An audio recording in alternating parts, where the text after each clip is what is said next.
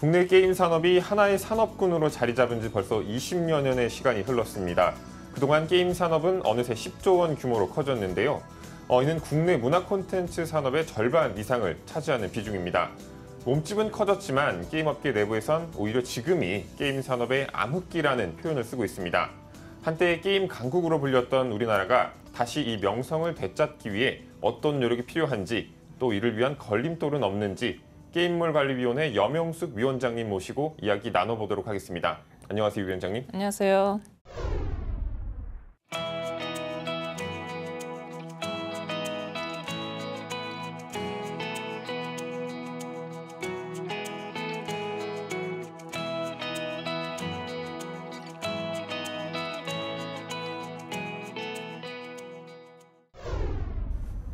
네, 이제 게임물관리위원회를 담당하시면서 여러 가지 사업들을 진행한 걸로 알고 있는데요. 한 2년 정도 지금 취임하신 지 되셨잖아요. 그동안 이제 활동을 하면서 좀 재밌었던 에피소드나 아니면 또 좀 어려웠던 점 어떤 게 있는지 궁금합니다. 살갗을 그 현장과 맞대고 있고 유저들의 보이스와 맞대고 있는 곳이라서 정책을 바꿀 수 있는데, 내가 아무리 작은 그 지위에 있어도 내가 직접 내가 쓰는 문장, 내가 쓰는 보고서 그거 하나가 정책을 바꾸는데 기여할 수 있다라는 그런 자부심으로 직원들이 다니거든요.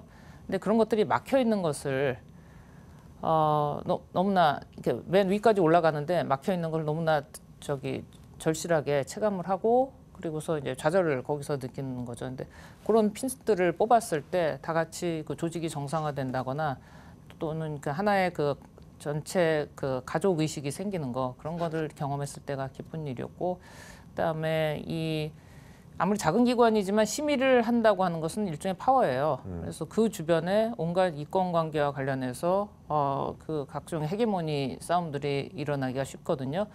그래서 사실 그런데 직원들도 보호해야 되고, 그다음에 저희가 갖고 있는 업무들, 미션들, 그런 것들 잘 수행해야 되는데, 뭐 본업만 해도 바쁜데 각종 뭐 외부의 자극이나 외압이나 뭐 각종 뭐 사실인지 아닌지 확인이 안 된 그 모든 비난들, 그런 것들과 싸워야 되는 것들이 굉장히 힘든데, 그럼에도 불구하고 하나의 공동체 의식을 갖고서 할 수 있었던 것은, 저희가 이제 먼저 오픈해서 우리가 이렇게 일들을 좀 잘못해온 역사가 있는 것 같은데, 우리가 안에서 내부적으로 칼을 대고 잘 고칠 터이니 업계들도 같이 좀 도와주세요 했더니, 이제 반신반의 하다가 저희가 가서 그렇게 업계 투어를 판교 지역에 한 번 한 적이 있어요. 근데 그쪽에 그 임원진들께서 이렇게 좀 불편하게 생각을 하셨겠죠. 그때 가서 얘기를 하면서 저희가 뭘 하지 말아 드릴까요? 그러고서 뭘 할까요? 그러면 그거 자체가 부담이거든요. 뭘 하지 말아 드릴까요? 그러고서 좀 아이스 브레이킹을 하면서 터놓고서 안 하겠습니다 선언식을, 그런 것들을 하고 다녔거든요. 그랬더니 그때부터 정말로 그 상생이 그대로 지금까지 약속을 지키면서 서로 오니까 그 상생 모드로 왔던 거, 그다음에 소통을 할 수 있었다는 거, 그게 제일 지금으로선 소득이고 좀 보람이었다고 생각을 합니다. 네, 게임물관리위원회의 수장을 맡고 계시다고 하니 이 질문을 안 드릴 수가 없는데요. 언제부터 이렇게 게임에 관심을 가지게 되셨나요? 게임 자체보다는 게임이라는 개념을 둘러싼 그 가상현실이라는 세계관, 인간관, 그와 관련된 그 학문적 연구를 뭐 오래전부터 한 20여 년 전부터 하다 보니까 자연스럽게 이제 공대에서 인문기술 융합의 일환으로 각종 게임들을 실험적으로 만드는 일들을 했었고요. 특히 뇌파 게임이라든지 뭐 AR 게임들을 오래전에 만들고, 또 바이오 게임 만드는 일들을 했었고요. 그러다 보니까 자연스럽게 세상을 바꾸는 게임이라는 게 이게 가능하지 않을까, 또 해서 뭐 해외 그 연구자들하고도 교류를 하면서 그런 일들을 했습니다.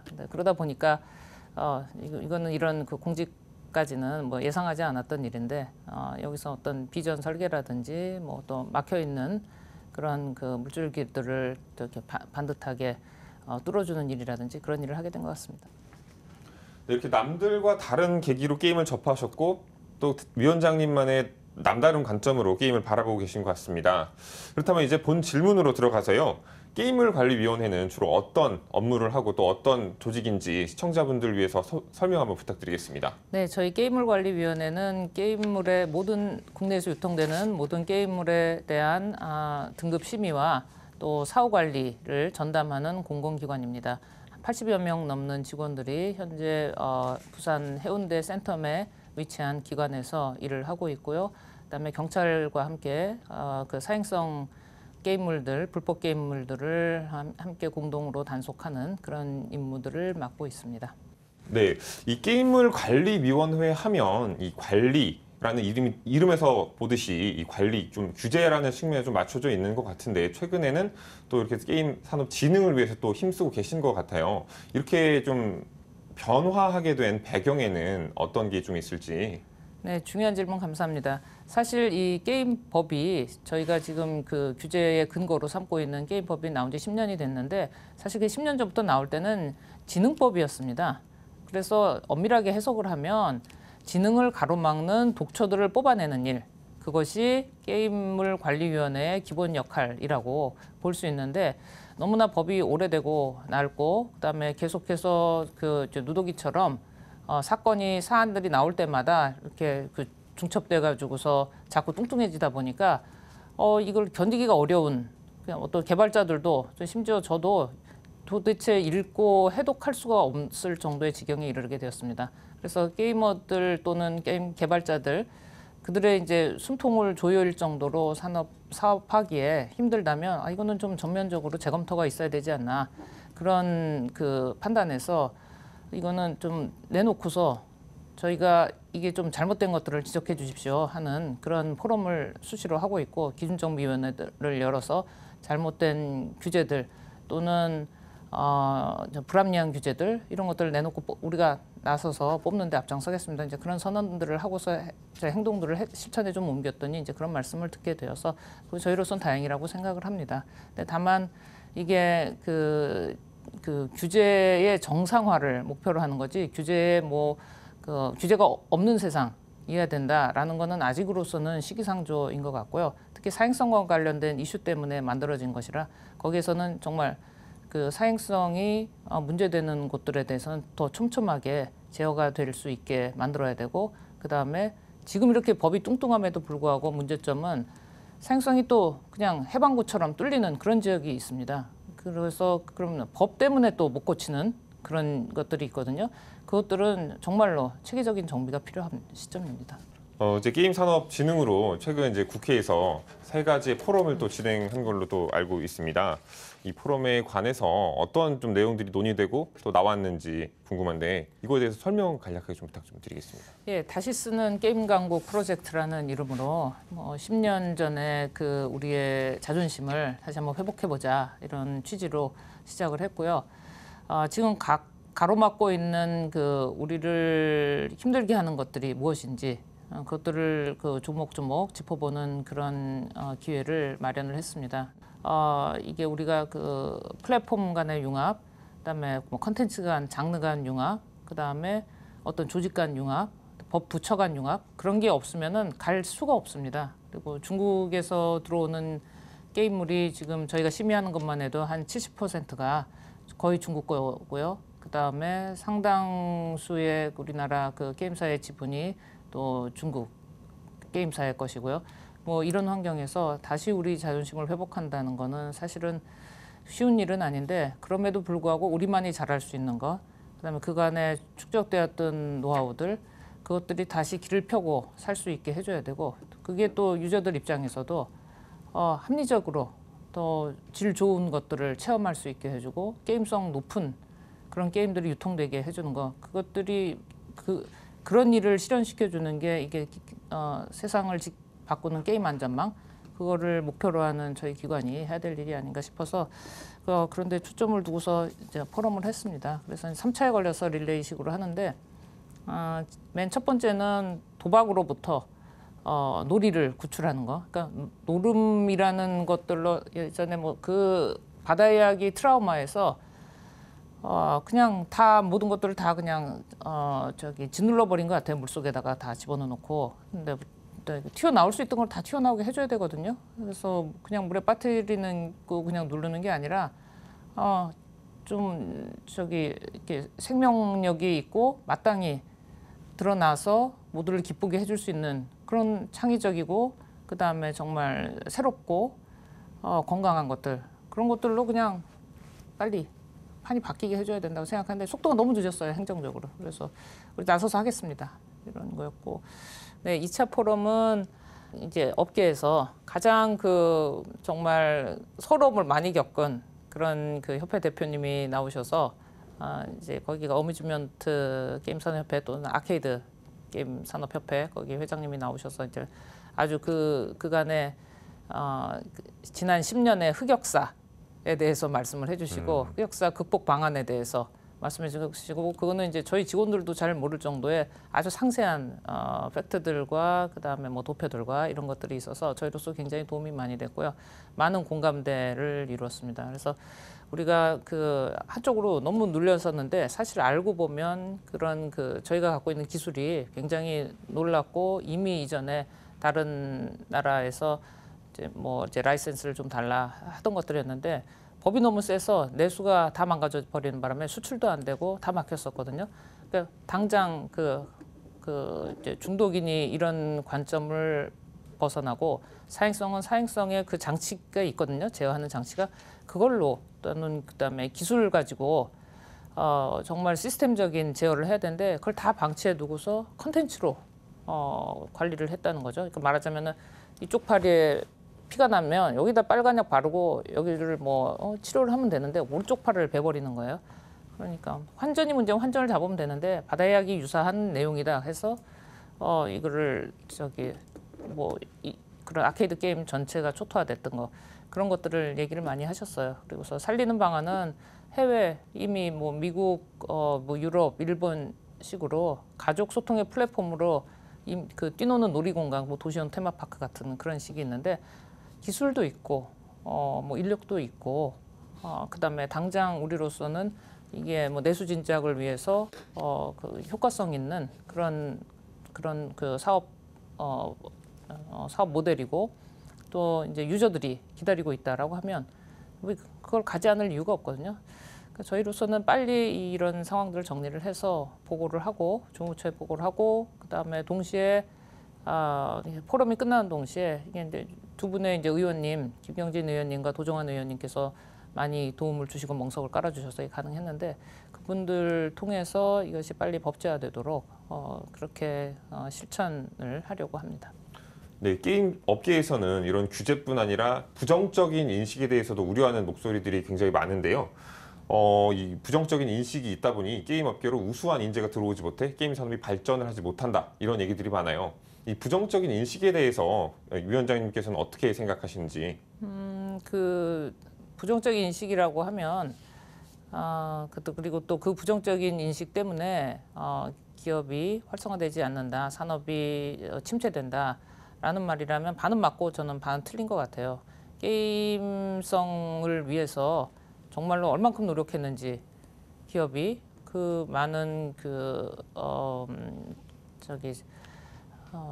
매출을 많은 매출의 상당 부분을 도대체 게임성과 유저들을 위해서 얼만큼 또 사회적으로 문제가 일어날 때마다 유저들에게 해가 된다 이런 식으로 나오잖아요. 그럼 어떤 장치들을 마련했는지 정말로 그렇게 오픈해서 적극적으로 이게 어떤 사회에 기여하는 기업으로서의 면모를 보였는지 그게 궁금하고 그다음에 또 반은 아까 적당한 불만이라고 하는 것은 어느 정부 기조 하에서 어떤 정책 기조 하에서 그것이 과연 과학에 근거한 것인지 아닌지 정확하게 묻지 않고 그냥 어떤 표에 부모님들 표가 많다라든지 또 어떤 누구의 표가 많다라는 그 이유에서 중독 이슈로 너무 강조해서 이게 게임 이퀄 중독 물질 그다음에 루저 이런 식의 등치 관계를 성립해서 주입을 시켰다면 그거는 행정당국의 책임이 크다고 생각을 하고요. 그거는 특정 하나의 부처뿐만 아니라 전반적으로 정치적인 어떤 집단까지 포함을 해서 다 같이 거기에 대해서는 재검토를 하고 이런 일이 좀 반복되지 않게 좀 노력을 해야 되는 시점이라고 생각을 합니다. 그리고 중독보다는 이제 저희가 볼 때는 이제 과몰입의 이슈인데 과몰입 자체가 문제가 아니라 과몰입으로 인해서 지금 우리가 겪고 있는 현실적인 문제들, 현실의 가치들 그런 것들을 놓치고 있으니 뭐 학부모 입장에서 걱정이 되겠죠. 그래서 그러다 그런 걸 자꾸 강조하면서 따라서 게임하면 루저 된다, 뭐 많은 걸 잃는다 이런 식의 논리가 펴지는데 그 당시에 이게 한 4, 5년 된 이야기인데요. 그 당시에 이런 식으로 중독을 강조하던 시점은 그때의 게임하고 지금의 게임하고 게임의 외연이 너무나 틀립니다. 그리고 그 당시에 학부모들하고 지금 어떤 주도적인 어떤 사회를 이끌고 어떤 경제 활동에 참여하시는 분들의 레이어가 많이 달라졌거든요. 그래서 지금은 지금 중독 이슈로 게임에 대한 그런 부정적 인식을 갖는 것 자체가 조금 시대착오적이라는 그런 생각이 일반적인 것 같습니다. 또 뭐 지금의 위기, 뭐 게임 업체들 스스로 자초한 것이다, 뭐 이런 얘기들 또 방금 뭐 해주셨었는데 그렇다면 이 게임 산업 발전을 위해서 그 게임 업체들 스스로 뭐 창의성을 개발해서 창의적인 게임을 만들어야 된다, 뭐 이런 또 목소리들도 있어요. 이런 시각도 있고 이런 부분에 대해서는 또 어떻게 생각하시는지? 적극적인 투자를 게임성을 위해서 해주시고 좋은 게임을 만드는데 좀 집중을 해주시는 게 좋죠. 당연히 그렇게 하시는 게 마땅하다고 생각을 하고요. 그리고 게임은 이게 하나의 무슨 이런 물건 이게 공산품 뭐 이런 거가 아니지 않습니까? 이게 경험을 소구하는 어떤 산업인데 이게 영화나 어떤 음악이나 이런 것과 달리 이게 한류 콘텐츠 수출액의 뭐 60%를 차지하는데 그 이유는 이게 체험의 깊이가 다른 거하고 상상할 수 없을 만큼 다르다는 거죠. 그럼 게임사라고 하는 거는 단순하게 어떤 유저들에게 뭐 빠른 시간 내에 상당량의 어떤 매출을 유저들로부터 얻기 위해서 그렇게 해서 그 꿈으로 비즈니스를 하시는 분들이 아니라 하나의 세계관, 인간관 그런 것들을 만들어서 새로운 세계를 유저들과 함께 만들고 그다음에 사회를 좀 건강하게 만드는 그런 책임이 있다고 생각을 하거든요. 게임이라는 거는 다시 정의하면 이게 가상 세계와 현실 세계가 중첩되는 존에 있는 가장 현실화된 그런 체험 산업이라고 볼 수 있고요. 그다음에 그게 말하자면은 산업이 아니라 우리의 일상생활과 엮어서 얘기를 한다면 그거는 단순한 장난이 아니라 이게 일종의 삶의 형식이라고 새로운 삶의 형식이라고 그렇게 볼 수 있기 때문에 업계들로서는 좀 더 그냥 도덕적인 어떤 민감성, 유저들에게 미치는 그런 감수성 그런 것들에 대해서 좀 더 책임 있게 접근해 주셔야 되지 않을까 그런 생각을 합니다. 네. 조금 다른 얘기로 이제 좀 돌아와서요. 최근에 이제 이 인형 뽑기방이 좀 굉장히 이슈로 떠오르고 있잖아요. 네. 뭐 과거 바다 이야기 사태처럼 이 인형 뽑기방에 뭐 조작이 좀 들어가서 뭐 그런 이슈도 있고 뭐 이게 좀 사행성을 조장한다 뭐 이런 이야기들도 좀 있는데 이걸 또 게임을관리위원회에서 또 관리 감독을 하신다고 들었어요. 네. 이걸 어떻게 또 관리를 하시고 또 감독을 하시는 건지. 직접 나가봤는데요. 일단 그런 기계들은 저희가 전부 다 새로운 게임 기계가 나올 때마다 저희가 다 개별로 다 심의를 하는데 들어올 때 확률 조작이 없고 집으면 잘 뽑혀요. 물론 좀 난이도는 있죠. 그래서 손으로 열심히 몇 번 하다 보면은 노력에 의해서 인형이 뽑힌다. 그러면은 이제 통과고 아니면은 수정해오라는 그런 어드바이스를 하고 그다음에 이게 무슨 어떤 확률 변이 아주 우연에 의한 거거나 아예 안 뽑히거나 그러면은 이제 리젝트가 나가고 이러거든요. 거부가 나가고 이러거든요. 그런데 잘 됐어요. 그런데 나가 보니까 전혀 안 돼요. 근데 그런 것들은 이제 뭐 민원 신고를 받아서 저희가 검사하고 그다음에 문제가 있을 때는 행정처분 요청을 하는데 그런 거 이전에 이거는 좀 단순하거든요. 다른 어떤 그 사행성 고스톱 포카류하고는 다르게. 근데 새로운 어쨌든 그 틈새 이게 지금 다 모든 게 다 그 게임 산업이 좀 이렇게 가라앉고 있는 이 분위기에서 이렇게 갑자기 돌출을 했거든요. 그리고 재밌어 해요. 재밌어 하면 이거를 좀 더 긍정적으로 발전하도록 우리가 좀 선제적으로 가이드라인을 좀 만들고 그다음에 다른 법들에 또 이중 삼중으로 치여서 이게 또 고사되는 일이 없게 좀 그 긍정의 에너지를 더 살리는 방향으로 가자 해서 불법물 단속을 나가는 동시에 그다음에 불합리한 기준들, 법들 그런 것들을 빨리 드러내는 일을 동시에 하고 있습니다. 그래서 이런 거는 은퇴하신 분들이 그 이제 뭐 치킨집 하다가 또 무슨 양말 덤핑 뭐 이런 거 하시다가 이제 너무 좌절하셨다가 이거 하시면서 갑자기 살아났다는 그런 얘기들을 하셔서 좀 더 도움이 되는 방향으로 갔으면 좋겠고 그다음에 인형 일본 같은 경우에는 뽑는 인형들이 다 정품 인형들이에요. 그리고서 요 인형방 뽑기 기계 아니면 뽑을 수 없게 그렇게 돼 있어요. 그러면 그 시장만 또 단독으로 해서 이렇게 성장을 할 수도 있거든요. 그래서 또 그런 좋은 해외 사례들을 벤치마킹해서 저희가 가이드라인을 정해서 뿌리고 그다음에 또 이제 문제들에 대해서 빨리빨리 해소하는 방향으로 그렇게 하고 있습니다.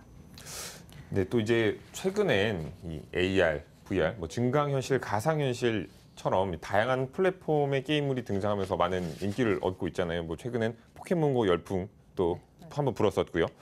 이런 이제 좀 새로운 플랫폼의 게임이 4차 산업혁명을 대표하는 이제 핵심 컨텐츠다. 뭐 이렇게 얘기들이 많이 나오고 있는데 이런 신규 플랫폼에 대해서도 어떤 구체적인 대응 방안이 있으신지 궁금합니다. 일단 7월에 그 포켓몬고 열풍이 한번 불었거든요. 작년 7월에. 그래서 저희도 저기 부산에서 울산 간절곶이 가까워요. 그래갖고서 1시간 동안 달려서 거기 갔었어요. 그리고 근데 뭐 30도를 넘는 아주 찜통 더위였는데 가족 단위로 많이 오셨더라고요. 그리고 저희도 거기서 뭐 현장에서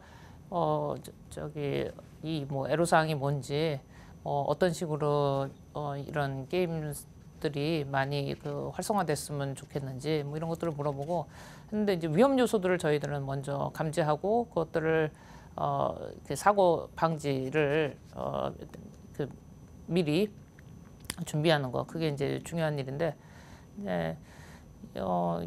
이렇게 거의 다 여름이니까 자유롭게 바닷가 지역에서 이렇게 그 자유로운 복장으로 다니니까 어떤 분들은 포켓몬을 잡는 게 아니라 포켓몬 잡는 제스처를 하면서 몰카를 찍어요. 그다음에 아이들은 포켓몬 잡는다고 이제 저희 직원들이 이 디바이스를 뭐 손쉽게 작동을 시키잖아요. 그러니까 아저씨 하면서 근데 제 직원이니까 그렇지 진짜 좋은 사람인지 나쁜 사람인지 나중에 몬스터로 돌변할 수도 있거든요. 그럼 막 쫓아다니는 거예요. 그런 것들을 현장 가지 않으면 이제 모르는 것들 그런 것들을 파악해서 이제 안전 수칙을 배포를 하는데 제일 중요했던 것은 이제 두 가지.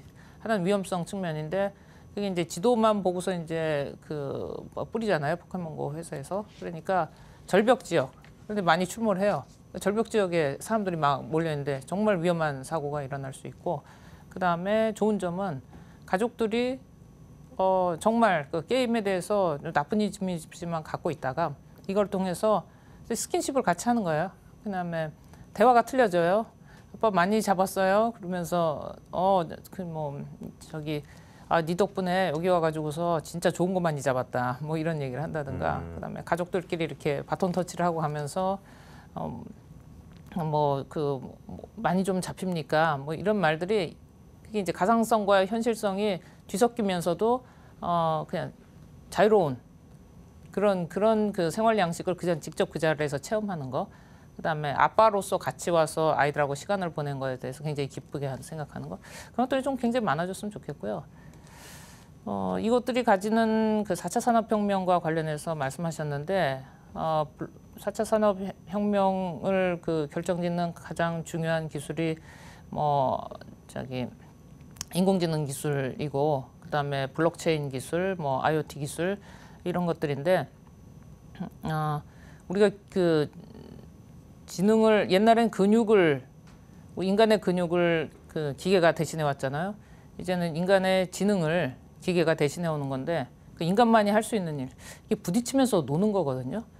그런 일을 할 수 있게 해주는 그런 기술 중에 하나일 거라고 생각을 하고, 예, 그다음에는 또 이제 그런 관리 시스템도 지금처럼 뭐 파리 잡듯이 사건 날 때마다 하나씩 나가서 이렇게 하는 게 아니라 원격으로 정말 빠른 시간 내에 이게 환전을 잡는 거면 환전만 그냥 그게 안 되게 해주면 돼요. 그러니까 정책을 훨씬 더 매력적으로 만들면 불법 요소가 없어져요. 그들이 살 수 있는 곳이 없어지거든요. 그러니까 이쁘고 좀 건강한 게임들이 좀 주도적으로 시장을 선점하게 돼 있으니까 그런 식으로 빨리 바꿔줘야 된다고 생각해요. 그러니까 느린 정책 이제 그만해야 된다고 생각합니다.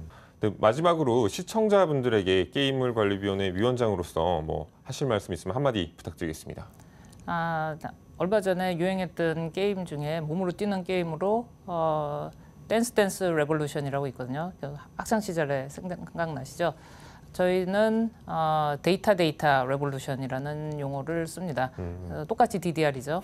그거는 관리를 잘하려면 충분한 데이터가 있어야지 됩니다. 그래서 측정할 수 있는 기술이 있어야 되고요.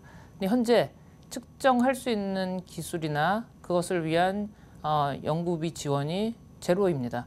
이런 상태는 절대 안 됩니다. 빨리 변신해야 되고 이걸 위해서 시청자 여러분들께서 저희들을 잘 지켜봐 주시고 정말 제대로 된 길을 가고 있는지 그렇게 늘 점검해 주시면 감사하겠고, 그다음에 게임 안전망, 그다음에 게임 주권의 회복, 이거는 그냥 저희 같은 작은 기관 하나가 뭐 애쓴다고 되는 게 아니고요. 저희가 또 제대로 애쓰려면 시청자 여러분들과 같은 학부모님, 이용자들의 지속적인 관심이 필요합니다. 그래서 이용자, 또 게임 업계, 그다음에 국가기관, 이 셋이 정말 적극적인 소통을 통해서 그다음 게임 안전망과 게임 그 생태계를 건강하게 만들 수 있을 때 게임 주권의 회복이 가능하다고 보고요. 빠른 시간에 될 것 같습니다. 네, 지금까지 규제와 산업 자체에 대한 부정적인 인식 등으로 어려움을 겪었던 게임 산업이 4차 산업혁명의 핵심 산업으로 꼽히며 중요도가 점점 높아지고 있습니다. 이제는 이런 부정적인 인식을 뛰어넘어 게임이 재미와 국가 경쟁력 강화라는 두 마리 토끼를 잡을 수 있도록 게임물관리위원회의 역할이 더욱 중요해지는 시기가 아닌가 싶습니다. 지금까지 염영수 게임물관리위원회 위원장님과 함께했습니다.